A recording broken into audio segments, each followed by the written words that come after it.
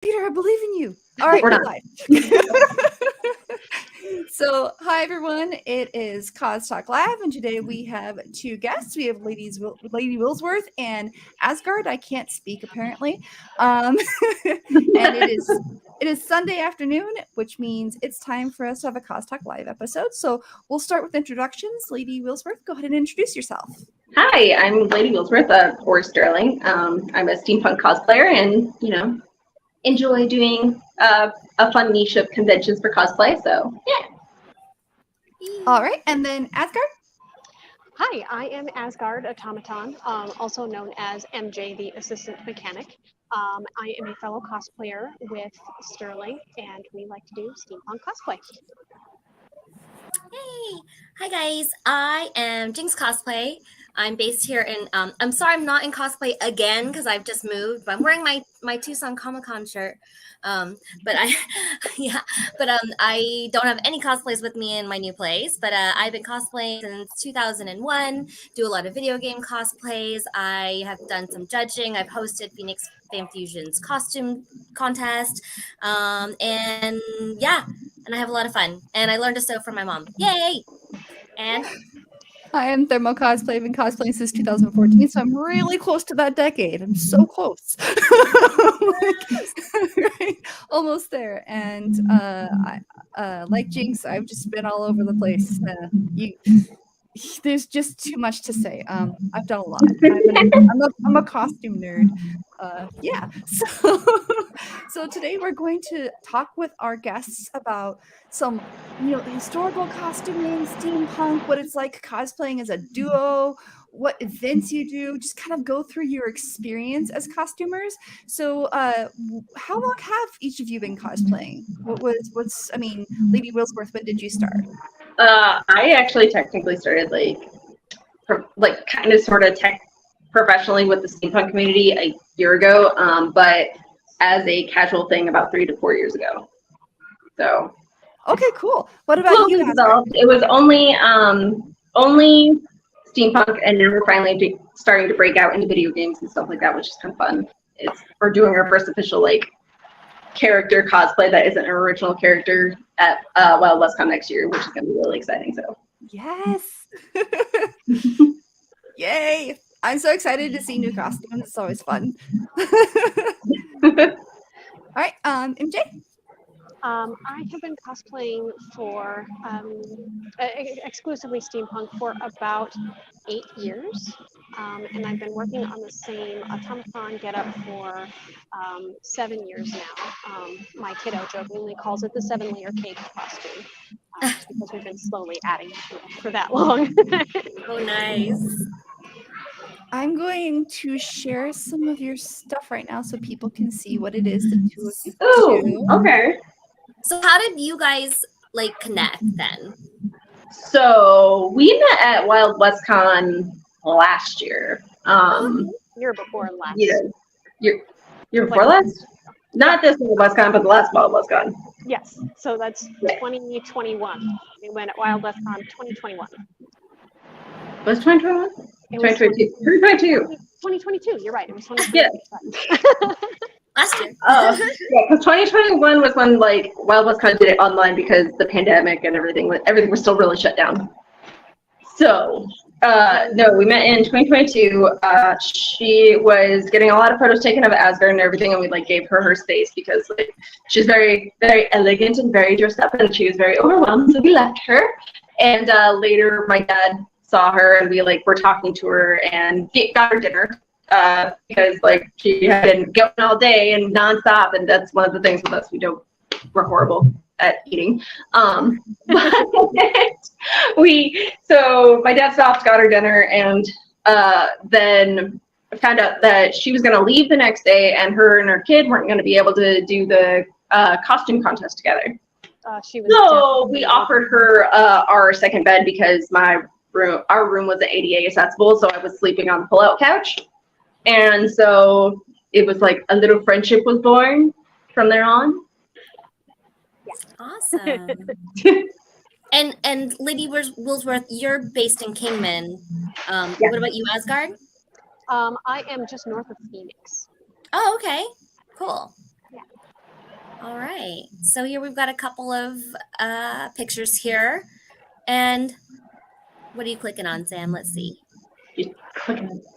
Sam's browsing. I like they're so nice, and I like looking at all the photos. And so when you came up with this concept, what was the first thing you started on? I'm assuming there was something. I know that Asgard, you've been building on this for a significant amount of time. I've seen you in multiple iterations.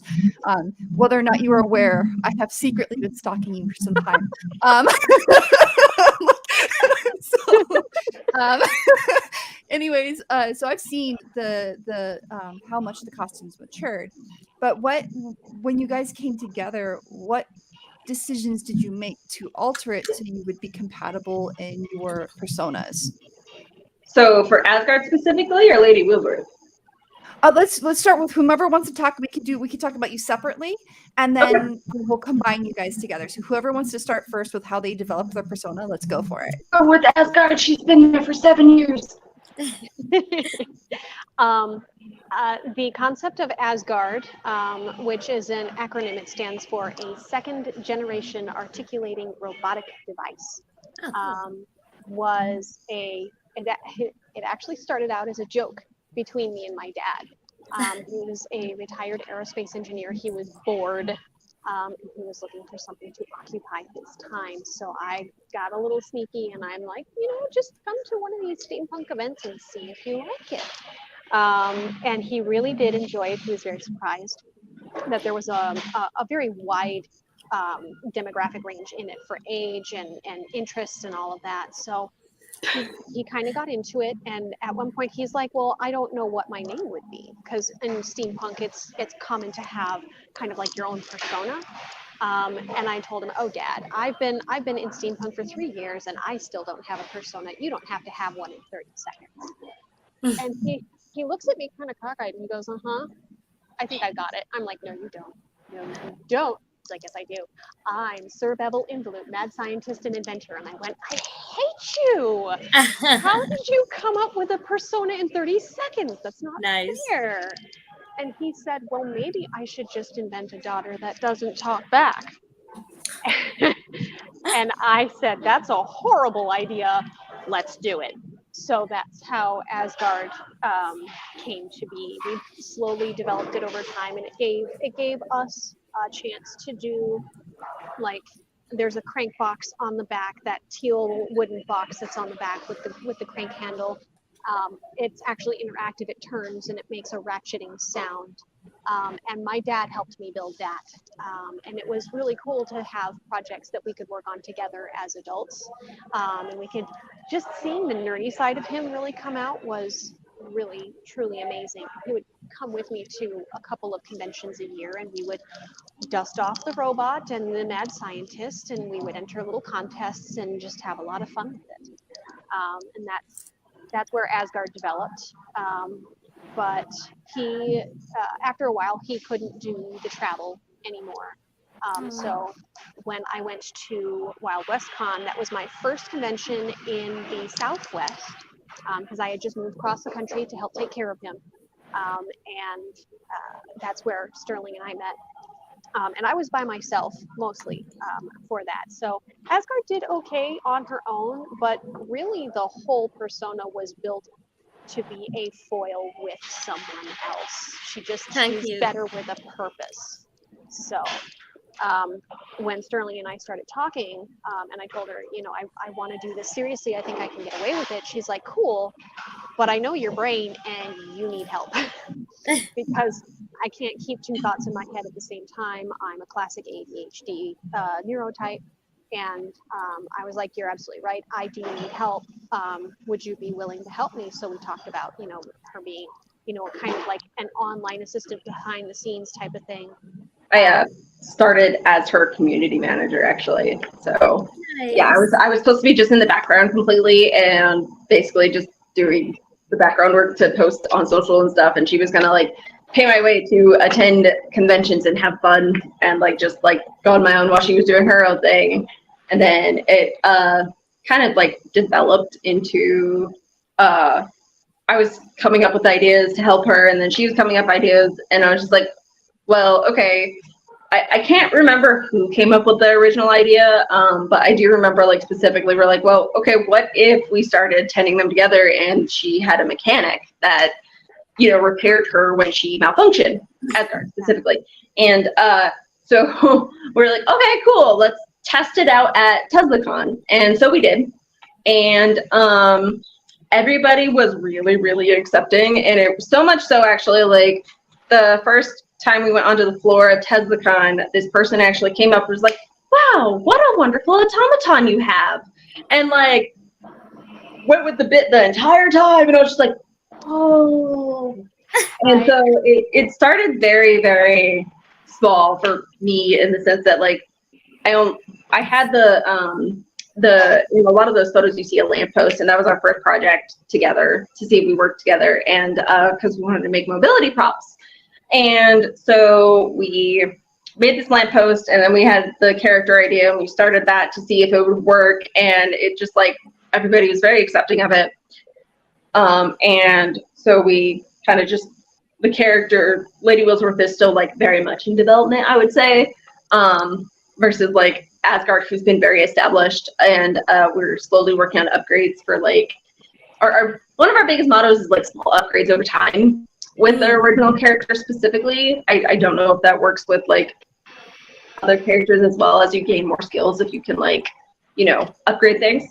But we're slowly like developing that as well, and it's really fun because Asgard and Lady Wheelsworth like mess with each other constantly and do a lot of fun chaos, as you kind of saw at the masquerade. Yeah, it's a lot of fun. I do vividly remember actually, we were having a meeting after I went to, I think it was Tucson Comic-Con on my own, with someone else who just kind of went off and did their own thing. And I came back and I was telling you about it, and I vividly remember you saying, MJ, you've got to stay in character. That's the whole point.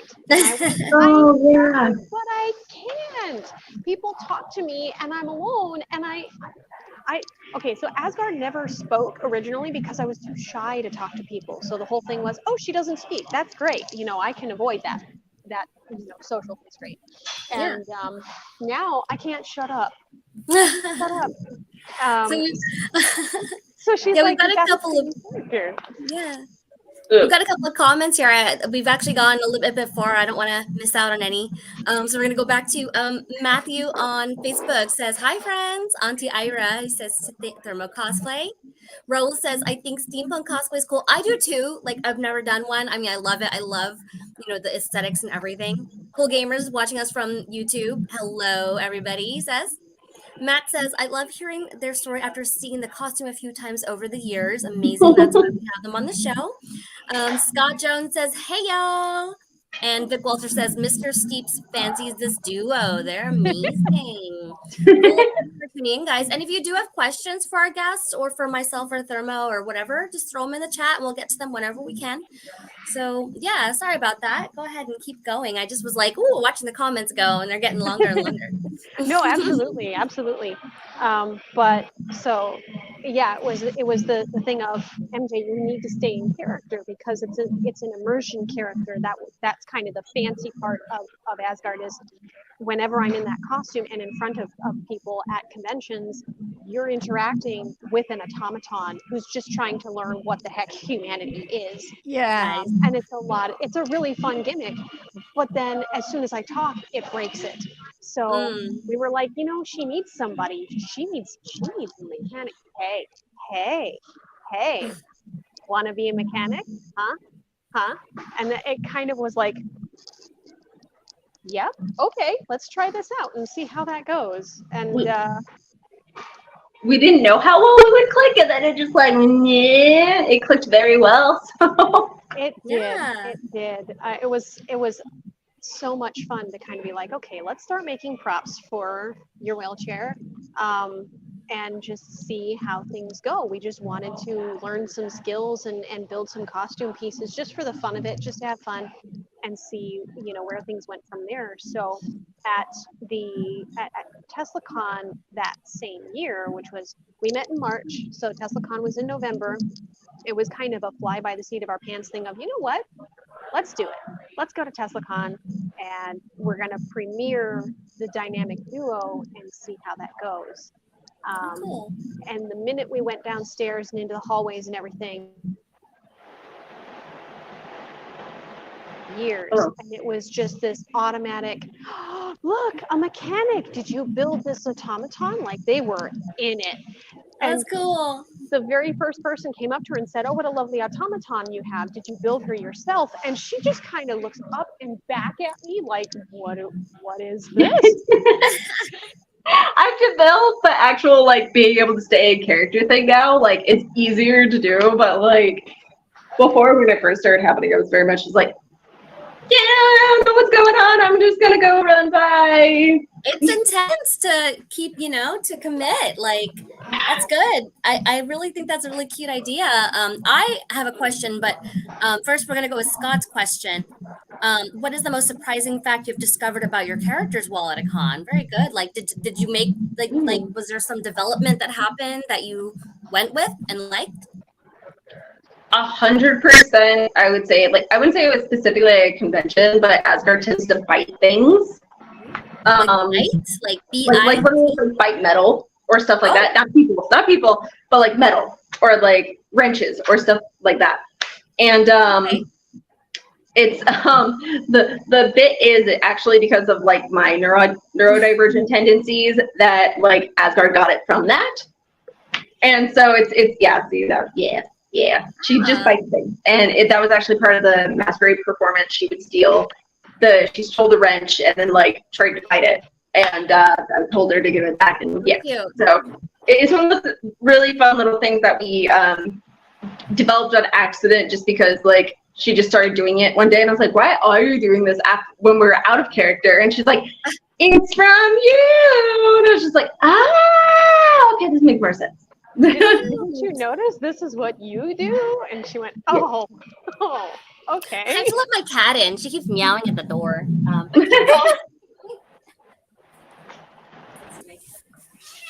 But it's a reliable gimmick. It's a lot of fun to be able to just, we have things that she and I have on our person that we're just like, okay, let's just take this and use this as a reliable gimmick. So we really actually try to do vengeance specifically because people view Asgard as like very innocent and very childlike because she's learning about human.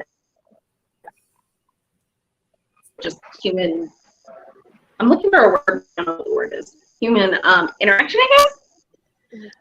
But she's viewed as very innocent. And so what we thought was like, okay, let's have Wheelsworth be a little bit more sassy, so that it's like not completely like the same personality for both characters, so we can like do like a little bit of opposite while having them mesh well. Well, and I feel like that would help a lot too when you're at events when you do need a break and one of you like needs to use the restroom or eat or just sit down and take your hair off. It's nice to have someone that's a little bit more sassy that can come in and say, excuse me, she needs maintenance. Goodbye. Yes. Yeah, actually, it's a fun little thing that we actually have during our panel, Origins of Asgard, which is. Oh, did we lose her? Am I good? Hi. Yes. Am I back? Okay, you're back. cool. Oh, I saw them like all like go wee. Okay, anyway, what I was saying was, oh no, I lost my train of thought while I did that. Oh no, remember. I'm so sorry. It's like you're talking about being able to kind of move away when you're at your panels, like you use it as a bit. Yeah, that we're just we actually have this little gimmick where at the end we ask for questions for the character specifically, and then afterwards I actually like flick my fingers, and then Asgard shuts down, and then Marlene comes, and then we ask about the cosplay specifically, what they want to have questions, because they tend to have more questions there, but we don't want to like break the character immersion until the very end. And so we actually do that when we're on floors of conventions as well. When she wants to interact with somebody, I will sometimes like flick my fingers so that we don't have to like, so we have a cue so that she can like be Marlene instead, and like a subtle small thing where she can still shut down, come back, shut down, come back. It's just a distinctive social like break in the conversation that's like That way you still have that character interaction and that experience. But if you want to have like that behind the scenes experience of, I'm really curious about that headpiece, or what on earth is that lamppost made out of, we can shift out of character and answer those questions without it being, just kind of off the fly. You never know when we're in character or out of character. So that helps a lot. So do you have like performance backgrounds? Because I know I couldn't do that. I'm not very good at that whole thing. I kind of sort of have a performance background in that I'm classically trained in music. But so I understand like stage lighting and stage presence and all of that. But in terms of actual like performance without an instrument, no experience whatsoever. This is just kind of a fly by the seat of the pants and see what we can learn along the way sort of adventure. Okay. And we have a comment. Oh, sorry. We have a comment from Raul. I like the theme of steampunk. I find everything down to the props and fashion really neat. What advice can you give to a newbie like myself? Because I want to get into cosplaying steampunk at an event. Ooh, that's a good one. And I will say that we know Raul, he loves Pokemon. So Yeah. I feel like that's a great start. What do you guys think? Like, actually, yeah, we have a friend who at TeslaCon last year dressed up as a steampunk Ash, and it was really cool because he put little gears on one of the Pokemon that he had, and it was really cute because then he bought like a little monocle and put it on the Pokemon, and yeah, so you can pretty much. There's a thing where some people like say that it's not allowed, you have to stay Victorian, but like I'm like, no, you can go wherever, whatever genre you want with steampunk and just steampunk it out and make it like fun. But yeah, no, if he likes, like if his favorite genre or game and stuff is Pokemon, I very much do recommend just like slowly starting out with like probably one of your favorites, or just slowly starting research, which is one thing that we very much do. And Marlene probably has some advice as well. It's one of those things where, if you have an idea in mind, it's great to sketch it out. It's great to put down your ideas. So the biggest thing I can say is don't filter yourself, because even though a lot of ideas don't end up being used, if you filter yourself right off by telling yourself, oh, that's a dumb idea, I won't write that down, you're losing good brain juices that you could use toward other things later on, even if you don't use that idea exactly as you thought you might when you initially had that light bulb moment. It's worth writing everything down. Don't tell yourself it's silly. Don't judge the things that you write down. Just let yourself be unfiltered, because you never know what you're going to come up with when you if it's a wacky idea, not possible, write it down, because you don't know if you can make a different version that will work. Or, maybe you gain those skill sets later and you can go back to that and be like, dude, I could do this now. That's a really thrilling feeling. Yeah, and I feel like, when you have like an aesthetic, I guess you guys can define what steampunk really is. But I feel like that is great to mesh in with something that's already like a canon fandom. Like Lolita. Like I did like a Lolita Adventure Time, which is like, I don't know, whatever. Like why not? Like see how it works. See how fun it would be, or mashups like Star Wars and Disney. I feel like there's no end to what you can do. And I know there's going to be gatekeepers out there, whatever, like, if gatekeeping makes them happy. The word I was looking for. Yeah. So I think that's great. I think you should try that, Raul. Let us know how it goes. And if you need some tips on, steampunk, Ladies Wheelsworth and Asgard, I'm sure would love to give you some tips. We're always willing to answer message and get feedback if somebody wants advice. Absolutely. One of our actual like basic panels is storytelling with your costume. And we very much go over everything from just simply writing your ideas down to, even if you can't draw that well, sketching, to like being okay with like not making it yourself if you are new, because you are still developing your skills. But obviously there's like, the financial situation. because you can like use so many different things to like slowly build up your skills while you are developing whatever aesthetic you want to do. Mm. Yeah, he says, noted, thanks. That's neat. Pokemon steampunk. If I'm being honest, the clothing and attire is a really difficult area for me to do. I find it really easy to construct a prop for a character than clothing or attire. I figured that part out later on eventually. And that's what a lot of cosplayers actually do. Cosplayers and crafters start with what they're strong with.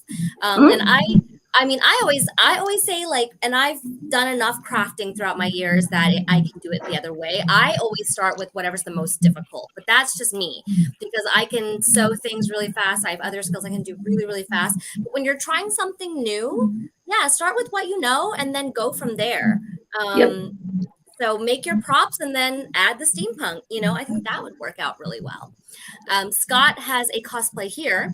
A question.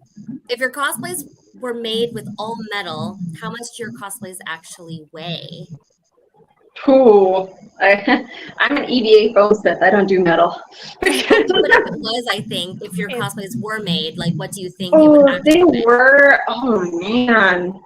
I actually had a conversation like this with a friend who does welding and aluminum plating, and we were talking just for the heck of it about making Asgard has those tights where the joints look painted on, and we were talking, you know, just off the cuff about you know, making leggings where actual plates could attach.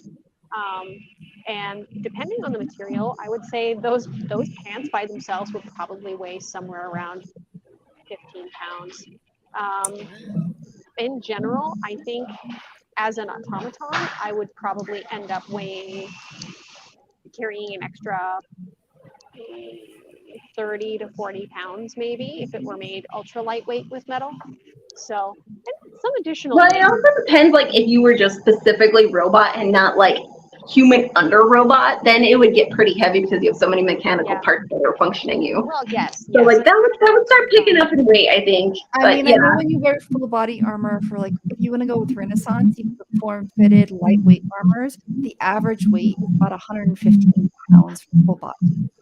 Oh man, I can't like imagine doing metal. Like leather is my limit because it gets very hot, very heavy. That's not good. We want mobility. Like one thing we really do like think like comfort is also extremely important when doing all this. Sometimes yes, suffer for your art, but like, you know, there's a limit of what you suffer for, I think. Yeah, I would say that you'd probably, if you did Asgard all metal, even with lightweight, you'd probably be between 55 and 85 pounds minimum. And that's disregarding some of the other stuff that you'd want to do for plating. And I mean, if the average Renaissance person at the Ren Fair, I know that does plate wears about 85 pounds of armor. So you have to count for the undergarments too. Mm-hmm. I give them mad props for like committing to that 100%. Yeah. I don't know if it's like also what Renaissance Fair it is because Arizona's Renaissance Fair can get really hot too. So just imagining in the suit of armor, oh man. It's like you can only do it the first weekend. That's it. After that, you cannot. Exactly. Yeah. So I actually have a question for you guys about kind of like your future together as like a group of creators. So, you know, you've talked about how you're always kind of like doing small upgrades to Asgard and, you know, the character dynamic that you guys have. I mean, are you going to do something new, like a new duo or a new automaton, or like what's the plan? So spoilers on a different automaton that we can't talk about. However, I can talk about Wild Wild WestCon. We are going to be doing Caitlin and Vi for Arcane. Okay. One of our or League of Legends, whichever one you want to go with. But one of our favorite things is to like figure out, and this is not required at all of any person with a disability for cosplay. You can just cosplay and enjoy yourself. But one thing that Marlene and I really enjoy doing is figuring out why the character would be in a wheelchair, and that's just specifically for us. Like, for example, we did a Sally ragdoll for Nightmare Before Christmas and actually had her legs open with leaves falling out and had her like in a chair in a Victorian style. But yeah, what we really wanted to do was start breaking out and branching out into new cosplays since we do work so well together, as well as just like Okay. have more fun with entertaining. Yeah, I was kind of curious about that because I'm like, yeah, the Lady Wheelsworth and Asgard is a great dynamic, you know. But it's like I wanted to know if you guys were going to branch out, so that's nice to hear. I'm excited to see what else you guys get together. And every time I say it, automaton. You know, I love Asgard, so I love the designs and the aesthetics. I'm excited to see more. Robert Webb says, any way you build it, armor is heavy. Yes, I mean, and so Robert Webb is actually one of the main guys in the New Arizona Republic Fallout group. Well, it's branched out to more than just what it started with Fallout. So they make this giant power armor. How much does Ben's power armor weigh? When he wears it, I think his is all foam and insulation foam. His boots alone are, I think, 15, 20 pounds because of his work to make him almost 7 feet tall. So I think altogether, he's probably wearing close to 50 pounds worth of armor. And he's I was already gonna say, I feel like like gets heavy too. With Yeah. like once you're like going with big Well, kind of. when I put it on him, when I lift it up to put it over his head, just the top part, it's about 25 pounds. I can tell when I'm lifting it. Otherwise. Like Sam needs to do like warm-ups before she dresses Ben.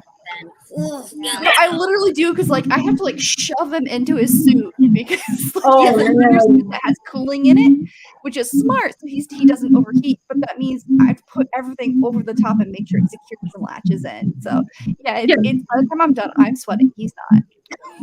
Yeah. Robert says mine weighed about 60 to 70 pounds. And he had like fiberglass and stuff, didn't he? I think. Yeah, that's like insane. I mean, it looks amazing and it's like really durable, but yeah, that's too heavy for me. And Raul says, wow. Yeah. I don't have that kind of like tolerance.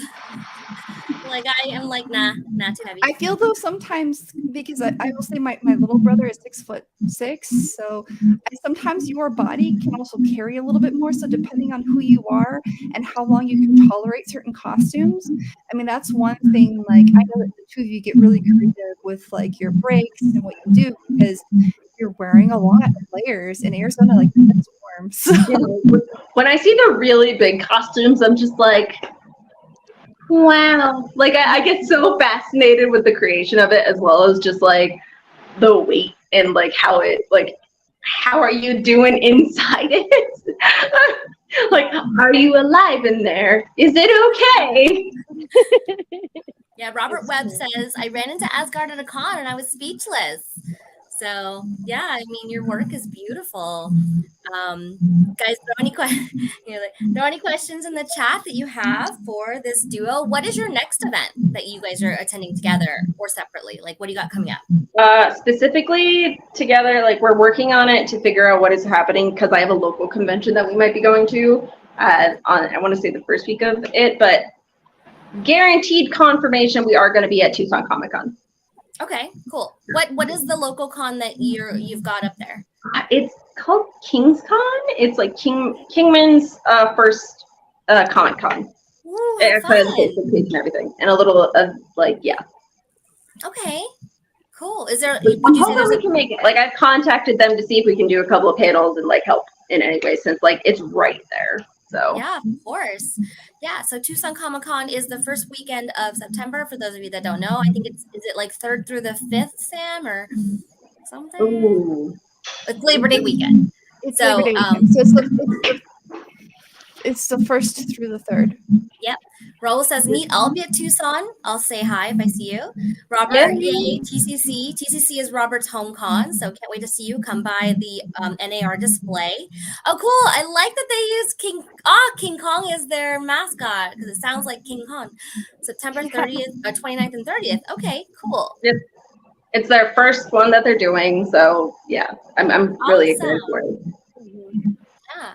That might be fun to like crash if we've got nothing else going on. But I'm gonna be at Tucson, and then a couple weeks later I'll be going to Salt Lake, and I'm driving there, so it's like a 10-hour drive. Yeah. So that following weekend I'll be like, Yes, yes. I feel that in my soul sometimes. We did Phoenix Fan Fusion, and then right after the next weekend went to Cincinnati. So it was like we were That was fun. we were dead. That was a lot. Yeah. So Asgard, is there a con that you might be going to, or some event you're going to on your own, before Tucson, or No, anything else? the dynamic duo stays the dynamic duo as much as possible. Okay. At the moment, with my full-time job and being a manager of my location, it's a little tricky to get out there more than what they already promised I could this year before Yeah. I became the manager. So what we have is what we need to stick with. And Tucson, I think it's an addition, but it's like local-ish, so that works out really well for us, as well as King's Con. But no, in general, we don't have any plans for Asgard or Lady Wheelsworth to do any events separately in the future. If things pop up and we deem them, if we think that they'd be good to go to, and we're okay with that as a team, we'll definitely do that. At the moment, we're working to drive home the idea of that dynamic duo relationship. Okay. Yeah. So, Lady Wheelsworth, you made a comment earlier, and this is something that is important to me because I have a lot of families that need like accessibility. So, what conventions have you been to which are far more accessibility friendly? What Because conventions there's a have I lot of been to? people who are looking for that. For accessibility? Sorry, you cut out, so I'm having. I'm so sorry. No, I have, because I've got family that have like ADA accessibility needs. So I know a lot of people have asked me what cons are more friendly for that. And as someone who is an able person, it's harder for me to answer that because my disability is hidden in Right. Okay. Okay. So we're working on that. For steampunk convention specifically, so far I've experienced Chicago Steampunk Expo did the best.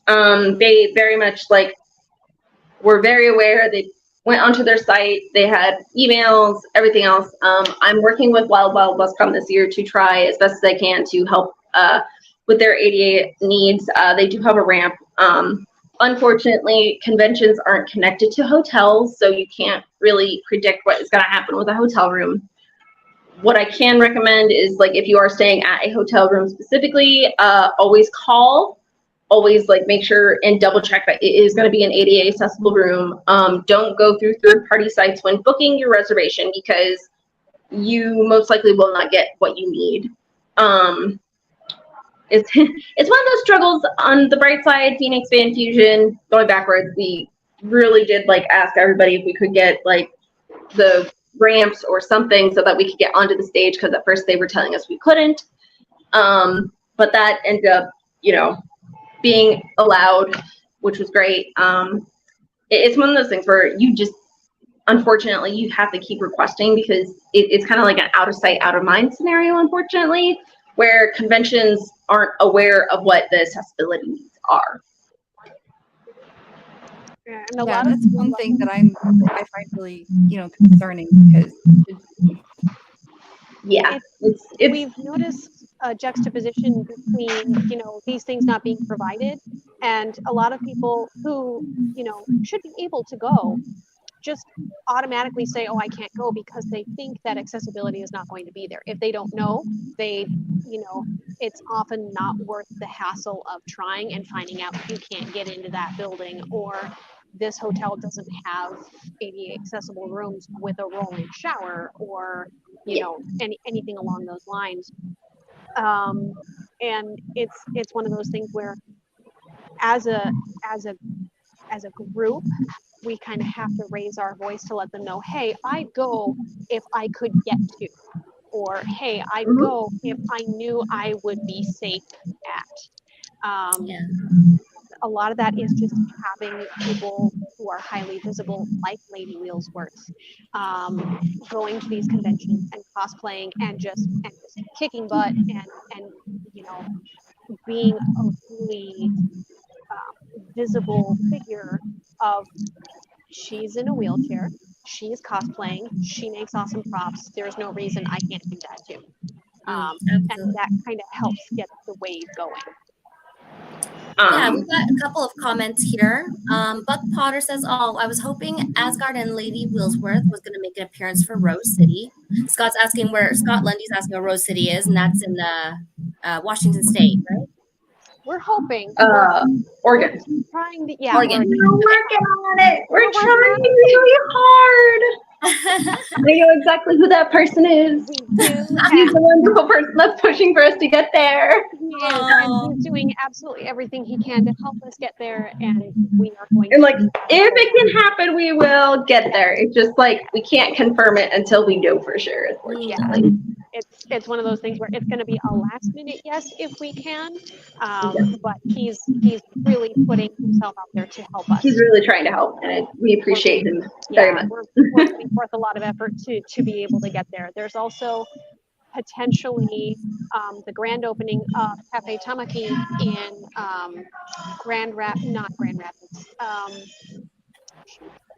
Muskegon, Michigan. That he would very much like us to be there to perform as Asgard and Lady Wheelsworth for his grand opening, because he's very much hitting that steampunk theme quite heavily, and he has a lot of patrons who ask what steampunk are. You know, what is steampunk? So he's like, oh, I'll show you, and he wants us to be there to show that experience. Yes. So those are two events. Those are big maybes that we're hoping to get to, but like, we will see. Yeah. Awesome. And then Robert Webb says, that is one of my dream builds, is to help build a chair or build up a chair or stroller. I hate hearing or seeing folks that feel they can't participate. Absolutely. Like, everybody should be able to participate if they want. And I was really, really glad that they had that lift at Phoenix Fan Fusion. And even, I mean, it's obviously it's different when someone wears a character that kind of hinders your movement, you know, because they can remove that outfit, you know. It's like, unfortunately, that's not the same for everybody. Lindsay says, like, if you don't stay persistent with follow through, it slips their mind. And making sure notations are on your reservation is the base customer service. Okay, so you're talking about booking like travel. Hotels need to do better with their reservations, building better, more accommodating. They do, unfortunately. That's that's a bigger fight, unfortunately, because that gets into corporation stuff. But conventions specifically, what I can suggest is definitely just, if you have somebody that you know that knows somebody, or if you know somebody that owns a convention and you have concerns, contact them. If there's an email on their website, contact them. It's one of those things where, yes, it definitely should be there. Sometimes it is not. And when it isn't, they are amendable to hearing requests so that they can do better either in future years, or they can make adjustments if it's early enough to be able to.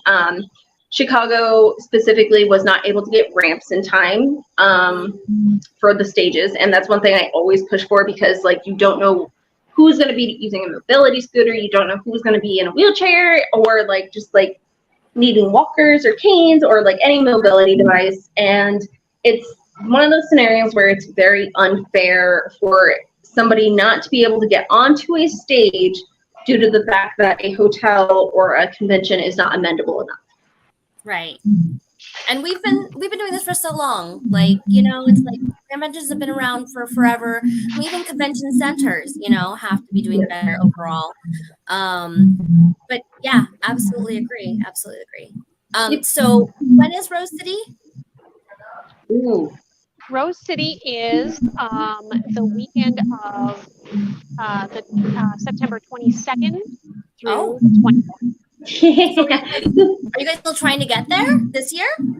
We're hoping to maybe squeeze it in, maybe. Okay. We're trying.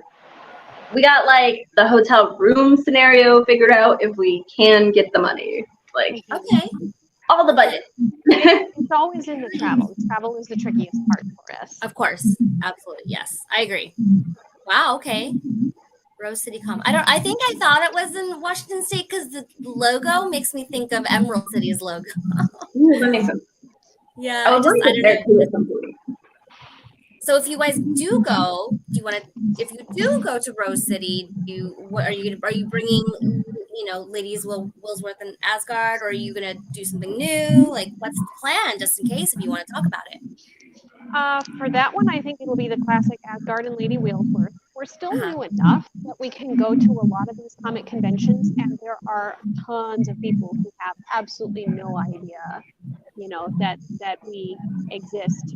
The most prominent question we get is, "What are you guys from?" And so the answer is consistently follow us and find out.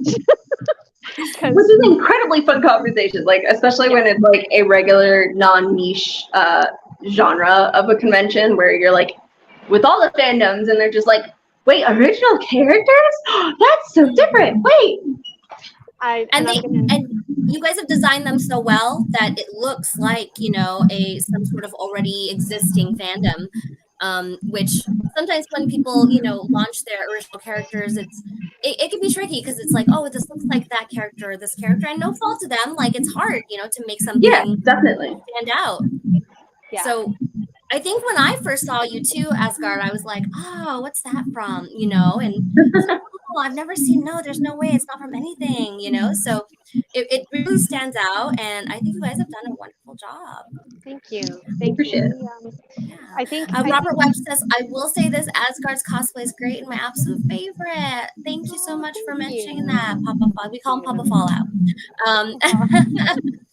So if you guys, what is your dream duo cosplay that is probably out of reach? So not something that you can do, but maybe something that you maybe need to learn a new skill or, you know, funds or whatever. Well, I would say at this point in our young careers, I think Vi and Caitlin are pretty close to that. We're really stretching ourselves to flex those skill learning muscles for both the props and the costumery. Lady Wheelsworth does all of the majority prop design. She has a fantastic engineering mind for that. And I do most of the costume building because sewing and textiles and fabrics happen to be something that I'm very good at. So we kind of part of that dynamic duo thing where we have strengths and we can shore up each other's weaknesses as far as that goes. We haven't really spoken a whole lot beyond Vi and Caitlin, other than especially developing Wheelsworth. I have like an independent one, which I'm sure that she will help with, which is definitely, I want to learn better, like more skills so I can deck out my wheelchair even more and make it more like elaborate rather than just being on the handlebars, because like it would be really cool just to be like an airship at some point at a steamboat. Yeah. Like something really chaotic, okay? Like Chaos. Like I think like something like Final Fantasy mashup would be cool. Oh my god, that's sweet. Yeah, because I mean, there's airships in I think almost every series, but yeah, like that would be a cool one to do. Or maybe like Howl's Moving Castle. Howl's Moving Castle. Oh. Yeah. I think you're really killing me. I just got this visual, and this is terrible. But if we did like, if you were Baba Yaga and having, you know, the bottom half of your chair be Baba Yaga's hut, I could see chicken feet as spokes on your chair. So if you roll really fast, it looks like it's running. Yeah, that'd be great. Something along those lines. But I would say a dream cosplay for me at this point that I think about a lot is I want to gender bend Percy from Critical Role. And my friend just showed me a clip of Taliesin saying in one of the episodes that if the result of what they were doing had been chaotic enough, he would have just gone for a full gender swap and he would have become Persina. And he was all for that. And I'm like, that's it. I'm Persina. I'm going to be Persina. Nice. So this is her like newest really great obsession. She loves Critical Role. Like it started with Vox Machina, and then it was like, wow, the whole world. Now she watches the whole. Yeah, I feel you there. I'm working on a Caduceus clay right now from the Mighty Nine. So yes. But I'm definitely, it'll be a full steampunk decked out gender bend Percy. And my plan, because as you know, at Inexpand Fusion specifically, they don't allow any props that look like guns. And he has his weapon called the Pepper Box. So I'm literally just going to have a box with the word pepper across it and wield it around like a weapon. Just as a joke. I still have the pepper box with me. It just doesn't look like a gun. but there's just all these ideas in my head for, potentially like this gauzy black pop-up orthax that comes out of the collar of the jacket, and just, really fun wild stuff that I absolutely do not have the skill set for right now, but eventually, hopefully, I will. Awesome. Another thing which isn't like convention, it's convention related, but it's like not character related. We really are trying to work on covers specifically for my back brace, so I don't have to rely on corsets as much, because corsets are wrecking my body, unfortunately. And that's like one of those staples that helps me like sit up straight. And so we're trying to figure out nice, pretty covers that'll go over the back brace so that like it'll match the characters that we're working on. And yeah. So that the same brace can always be cosplay specific, but then she doesn't have to worry about trying to figure out how to prettify it once we figure out a pattern. Could you do something like a magnetic cover? That's a possibility. Or something like that, where it's not necessarily you have to cover the whole thing, and it's just like the back. I don't know. I'm like, like the idea of where that's going. My only concern would be if she brushes up against it, or she's moving too much, the panel might be able to pop off. But I like where that's going. Like, I've been thinking about, okay, how do I make this as easily as possible, but I make it flexible so it can go on. I can make it movable so that it doesn't get too hot. And these are all things that are important for us to consider as we take on like the challenge of, hey, here's how do we adapt what we love to do to incorporate the mobility devices that help and make it more fun. So nice. Yeah, this is what you guys are watching here is their Lady Wheelsworth and Asgard's performance at the X Fusion Masquerade 2023. Very cute. Here comes chaos. we do. And if you have any last minute questions, throw them in the chat. We do have a question from Scott. And Scott asks, what plans do you have to increase your storage on your chair? So that's for you. Increase the storage on my wheelchair? That's the question. Yeah. What do you have plans maybe to increase storage or maybe make it a little more? I mean, I take a backpack wherever I go, right on the bars. And I actually have leather versions that go with like the steampunk mesh.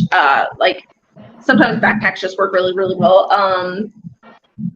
Storage itself, we actually have considered like ways to make it to where we can like expand so where it'll like go over my wheels, but the problem is door width as well. So like it would have to be either something under where the safety wheels go, or it would have to be just like another customized backpack. Yeah, makes sense. And Buck Potter says, yes, please, Percy. Obviously some Critical Role fans in there. Yeah. So there, we're coming to the end here again. If you're watching us, throw in those questions. We'll get them to our guests, with time. Is there anything else you guys wanted to mention that we haven't touched on about what you've got coming up, or any other tips, tricks, anything else you want to share? I decided for my first prop weapon, I'm making Caitlin's rifle, so yeah, cool. Go bigger, but go home. Are you making Vi's? I am going to be working with one of our friend makers, Charles Mason. He's going to be helping us with that because those are a lot bigger than I'm intimidated by these gauntlets. I am on the bright side. Punchy things. Yeah, the punchy things. But I'm intimidated because it depends what version you decide to go with, because there's really big ones, there's smaller ones. It really depends on the design you decide to go with. And on the bright side, one of the things with Asgard specifically is she's technically a mobility device, and we specifically make it to where she actually pushes Lady Wheelsworth around. It's a fun gimmick that we do. However, with the gauntlets, that would be really hard. And so I have a smart drive that I can actually turn on a little button to have assistance with rolling myself. And so we can still do something chaotic with the gauntlets if we feel like it. Cool. I look forward to those photo ops, though, man. I'm excited for that. So Sam has thrown in the chat if you want to see the Patreon for Lady Wheelsworth and Asgard, as well as the Chicago Steampunk Expo. So those are some really cool things to check out. Thank Yeah. you. Anything else, Sam? There we go. Follow them on Instagram. You have Facebook as well. Do you have that too? Yes. Patreon, this amazing art that they do is, costs money, as every artist knows. Yeah, support is appreciated. So Yes. King Con is the last weekend of September. Yeah. Do you guys attend any events like out of costume? Like, just to show up and check it out? Not yet. Not yet. Good. I always put it on my list to I just want to go as a regular attendee because I cosplay. Regular human. Was that? I said just go as a regular human. Yeah, like incognito. Just They'll be like, Jinx, why are you cosplay? I'm like, who? nothing. You know nothing. I don't know you. I honestly, last year at Tucson Comic Con on Sunday, I was so tired that I couldn't bring myself to do the full Asgard by myself. So I went totally casual, but I wore the crank box on my back.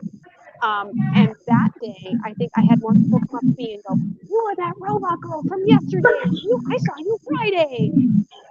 So the really funny part is people will not recognize her out of costume, and so that's how we created the gimmick of Marlene, the assistant mechanic, so we can do Marlene as well on there. Yeah, that's a good idea.